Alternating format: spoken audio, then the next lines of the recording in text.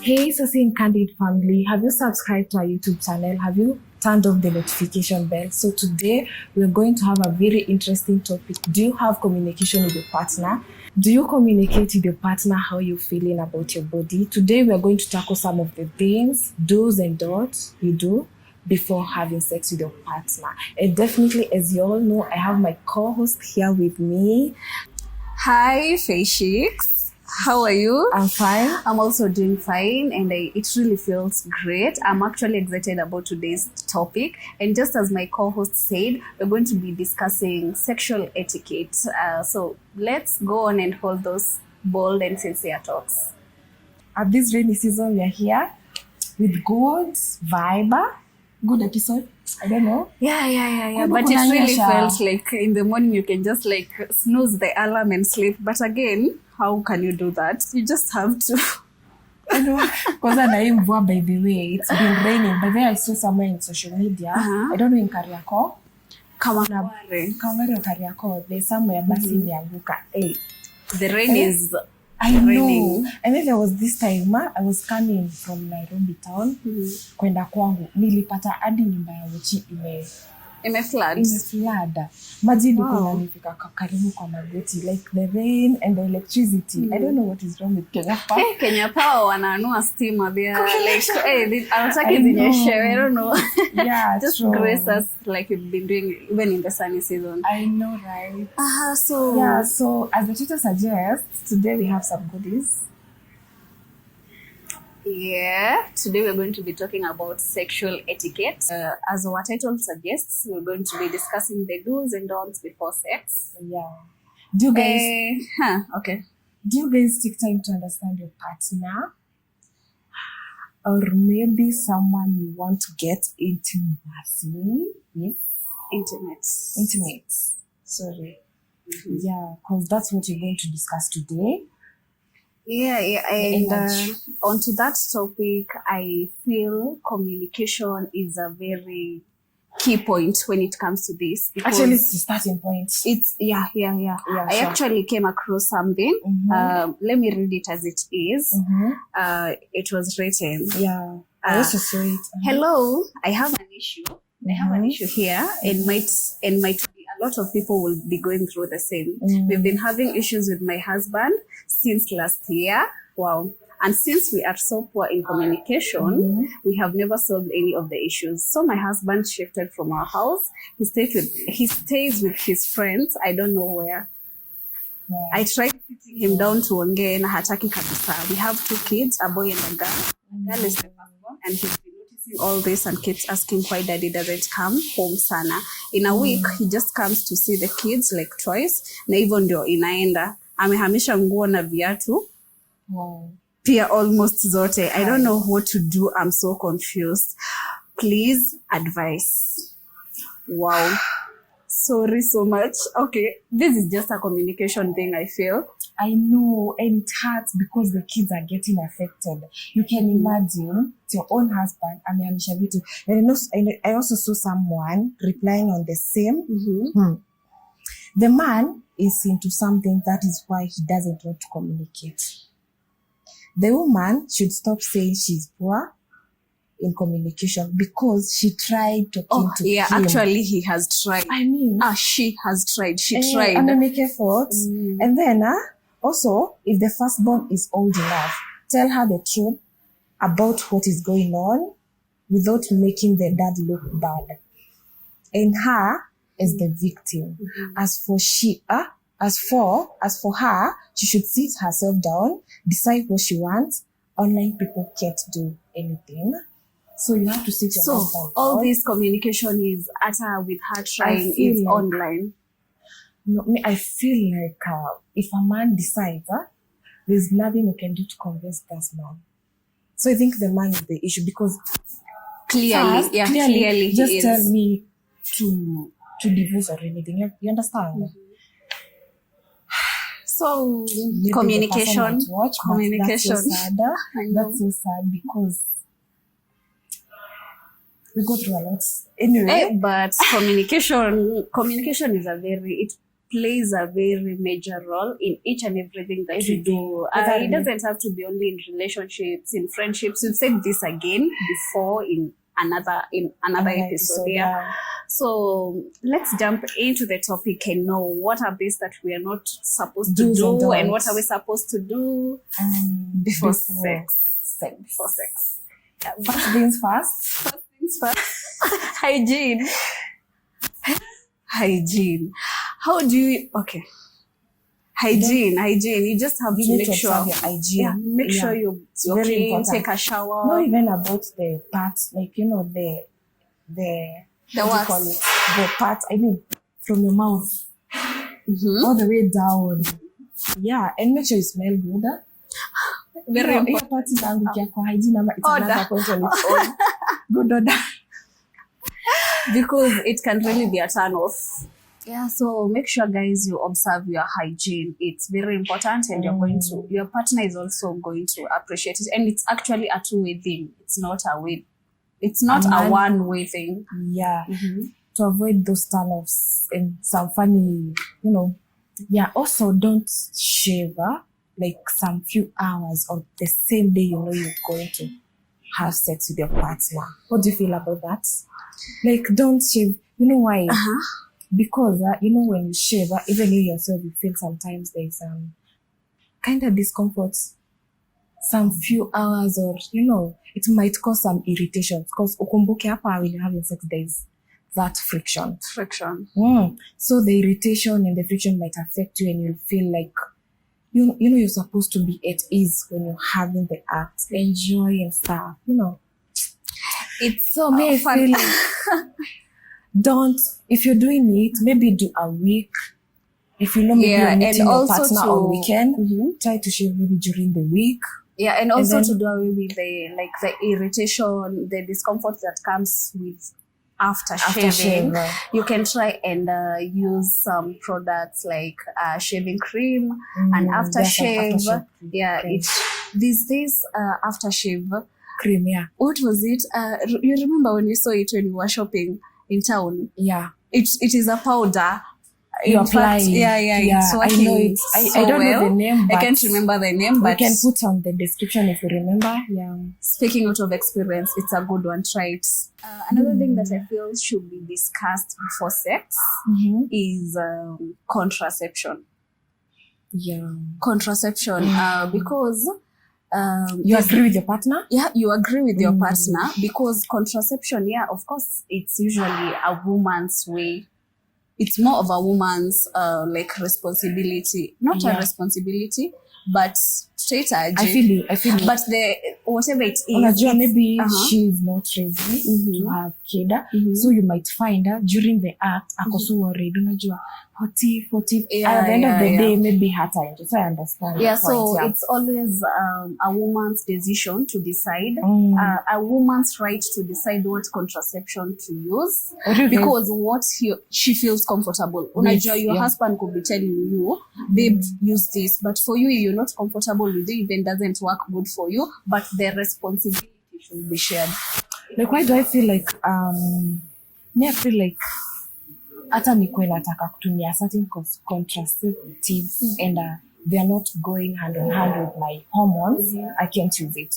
I feel like it's way better when you go muone gaina pamoja, you as partner, and you get advised accordingly, because there are some questions you asked, like, how is your menses and stuff. There are some questions you guys are asked by that gaina, do anaku advise the right contraceptives you're supposed to use. Also, so make sure it doesn't, if maybe your husband or your partner is not available to go with you at the gyna, you don't have to feel like left out, like he is abandoning you. Yes. You can just go to the gynecologist yourself, but make sure you discuss whatever your gynecologist tells you with your husband, because the responsibility to pay for the contraception, what to do when using the contraceptives should be shared. It's not just a woman's. True. Yeah, I get you. On that also, make sure you two, you know each other's status. By status, I mean, does your partner have about HIV, STIs? You know, it's very important to know your partner's status before you get there. You know, either way, if you guys are not, if you don't know your partner's status, you can use condom. What do you think? But siniheri tu mwende. What about gumboots? Sort of gumboots. Raincoats. Mbona wanasema gumboots easy? It's easy. Oh, it's uncomfortable. Not even uncomfortable. What is it? You know what I know. I mean, you know what I know. I don't know. As in, it's not. It's not what? What? Sijui me. Anyway, okay, nugget, but see, I see there are these kunazo zenye zinakuanga they are more ngoja mambo atawachi kitu ni sawa tu. Kunazo zenye zinakuanga modified. You find them kama kuna this there are these condoms I don't know the brand, but unapata imeandikwa Rough Rider, ingine imeandikwa so you can decide in unataka. You just don't have to go for the common one. Sorry to say, but the sure ones zenye zinakwanga in every hospital, public hospitals, they are nice, but if you want to add more pleasure into it, you can try and make it more But spicy. I feel like you're supposed to communicate with me, understand which kind of sex I want. Kama nataka rough sex, use them, but you can just come with that. With the Rough Rider. Niulize, I mean, na kama sitaki rough. Maybe I'm not on the rough. Yes, mood. I'm not in the rough mood. I mean, I want that, you know. Okay, yeah. So anyway, always disgusting. Before, yeah, sure. Before. I don't. I think for is this okay? I don't know whether it's for ladies or not. You should not. It's best when you avoid eating spicy food before sex. I think it's for both. For both. Why do you think is the reason as to why you should avoid these foods? Okay, unajua sometimes spicy food. For you? For me. Kwanza wewe? That don't do pili-pili. You know, I know, right? Kwanza hiyo don't the do burning pepper for those who don't get it. I don't really love the way inaniletanga. Sama, okay, let me talk about myself. Na feelingi sijashiba vizuri ama na feel some irritations. So me, I want to enjoy the meal. Others, unapatanga, they wanna bloat. Yeah, it some discomfort. I honestly wouldn't relate to this because I love spices and I love pepper. So see, I can't relate to any time I ever had maybe spices and it gave me a discomfort. But sijui nita observe, I don't know whether I'm going to eat this spicy food then get into the act and come and tell you people if I'm going to experience any just discomfort. But health-wise, it's not advisable. Health-wise, yeah. Instead, just compensate that spicy food with energy giving. Spice up now the act. Spice up the act. You give the partner energy. More energy. Make the sex spicy. Anyway. Lazima unge insist. Make it spicy. Make it. You're there to have fun. You're not there to.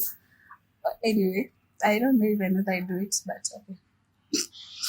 Yes. My mother knows I'm a virgin. Onto that point, there's this point that we are from saying, communication. And I said, communicate. Which kind of sex do I want? Communicate. As in communication. Make sure you communicate with your partner. Are you comfortable? Like, you know, by this, unajua pia, I feel like communication, it comes like, before your partner comes, maybe alikuwa errands zake, alikuwa job and stuff. Start preparing that man. Psychologically. Don't just bump into the act. I know, you know, love. Come I love on, you we so are not much. rabbits. Just, yeah. Yeah. You know how much- Foreplay. It's more of a foreplay.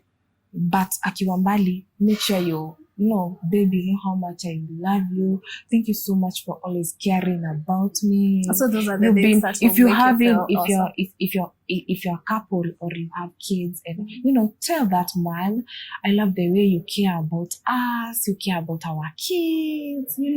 Hapa ndio compliments zinakujanga I kwa know. wingi, but yes, I Unashanganga feel mbona ulete yangu gifts.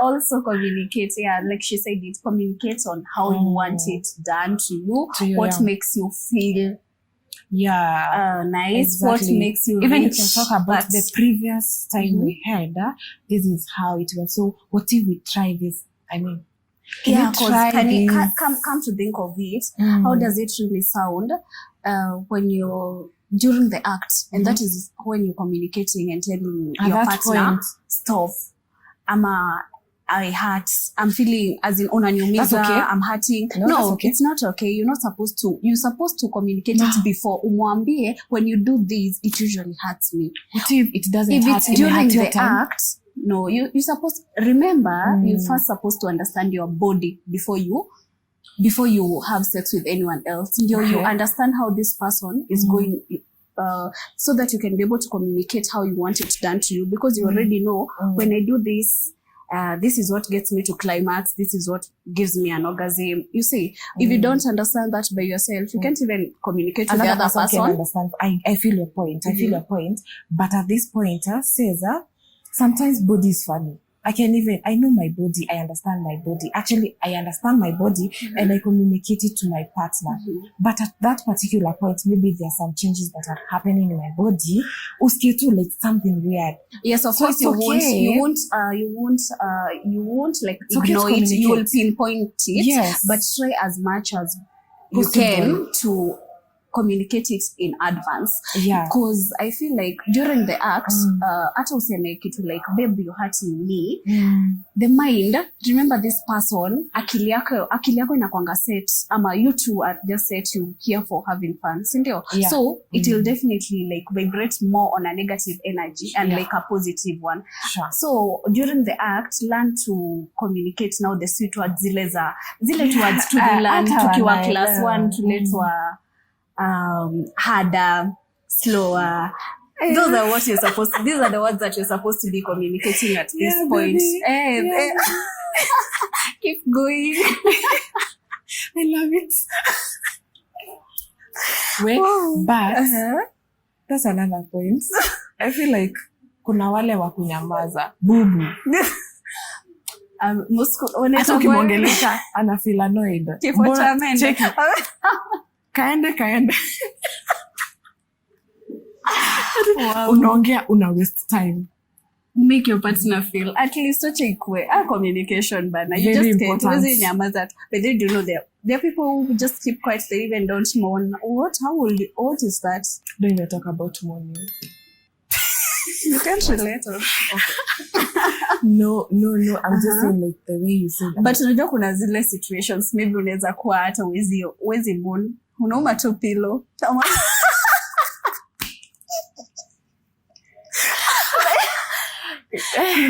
Those kukosangi utoto awkward moments. But I know. When you can do it, please. But you remember, okay.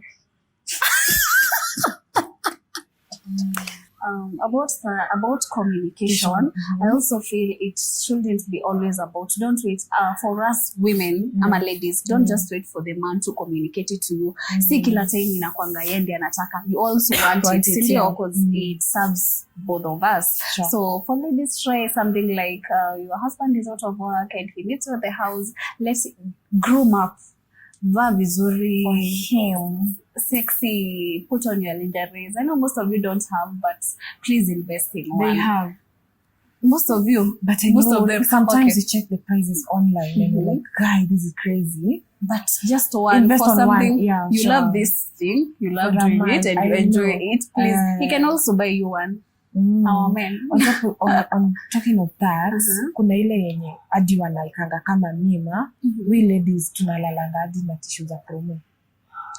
Wow, you don't have hood. You don't have sleeping gowns. I know. What? Wow. I We are think not you in should high have school. one. Yeah. You don't have Silale to. na the promotion. Tracksuit. So with your man, no, it doesn't look good. Yeah. Yeah, hiyo hata inaweza fanya tu hata kama alikuwa turned on. Turn off. Turn off. But akianza kuimagine nitaifungua. I Ama know, there's right? some of these people I see sleeping with these things. Zinaitangwa nini? The one you put on your legs. Unafunga hivi kutoka huko chini hivi. So this man is going to anaanza kupiga hesabu za nitaifungua. But that is easier though. Wow. Okay. Umevaa hiyo tena ndani uko na sijui t-shirt uko na sijui nini. That's wrong. And please wear sexy undies. Not the Mothers Union. Simbaya, but I know. They are getting cheaper anyway. There's this video that you remember the video Terence did about this undies. I know. Yeah, I saw it. Yeah, I saw it. Yeah, so what do you think? I don't know whether I'm supposed to put this or a do. Is it a do or a don't?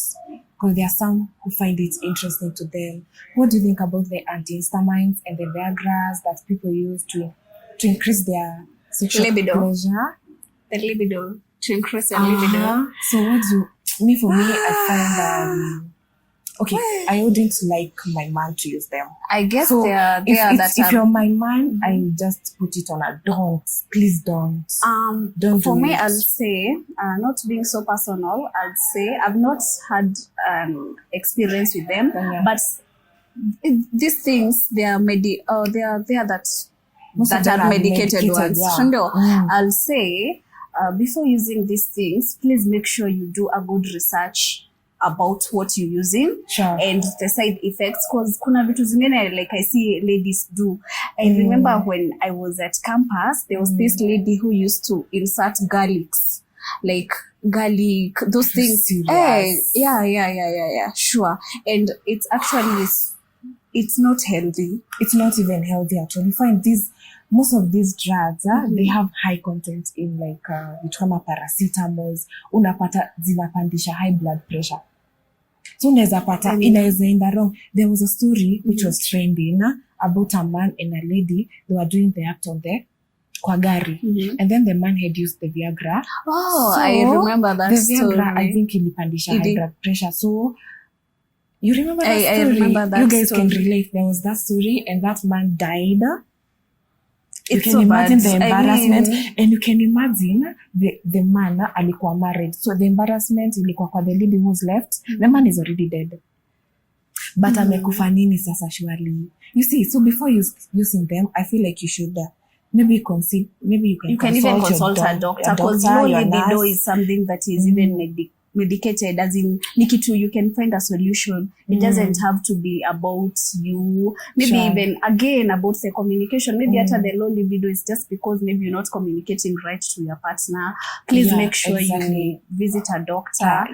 Eat healthy food. So you see, there this you remember when we stayed at Kiambu, this place that people used to go and drink uji. I know. Such things, healthy food. That is just a simple way and a healthy way to work on your libido. Exactly. Another do, is it a do? A don't, actually. A don't. Don't use food for foreplay. Food like? Food like chocolates. People use chocolates, yogurt. These foods are not advisable, especially for ladies. You know, such foods are used for foreplay, sana during oral sex for ladies. And ladies, we know how sensitive our part is. You get some kind. What do you call it? You can even tear, bruise, as in rather go for lubes, lubricants. They are there at very affordable prices. I feel like this thing of using yogurt. For me, I love it when you okay. Tell us. The most expensive. Okay, I feel like if you're using it, if you come unapenda use it, or you feel like it will spice up the game, and I don't know. Unaweza jimwagilia ile part yenye si sensitive on the other part of the body, on this part, but when it comes to that part, you can use the lube. Yeah, it's so if you're using it, make sure consider make sure you use it on the the right on way. the right way, the right for a places. man, Because yeast, these foods really cause, because of the pH levels, they cause yeast infections. Yes. And every woman can relate to this. You know how uncomfortable that is?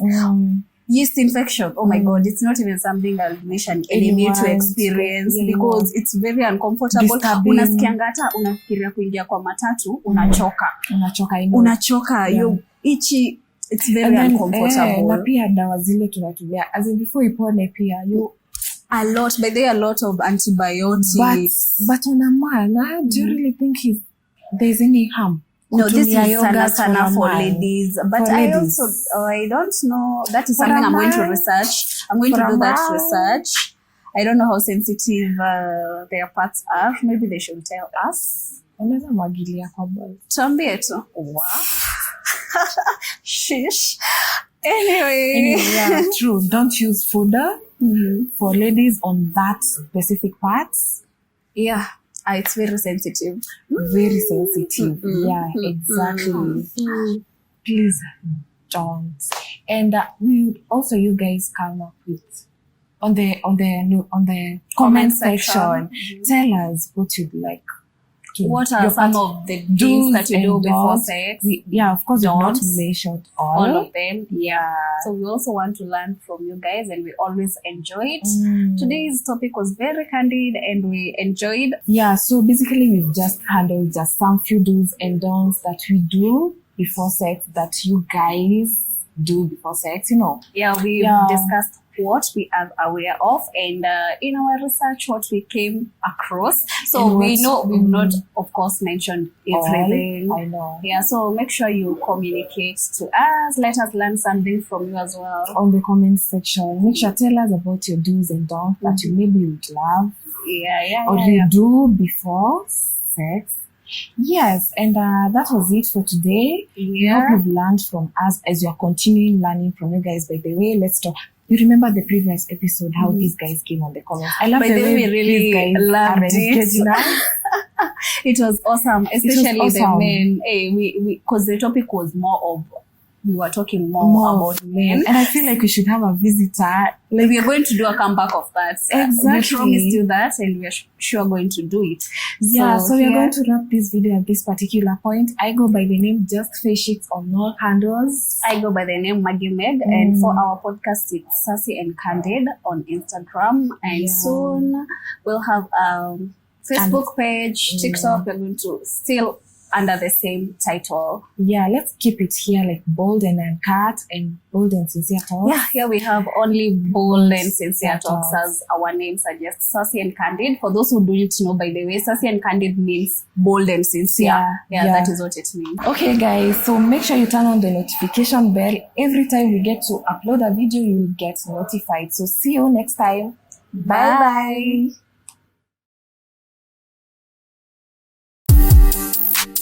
Bye.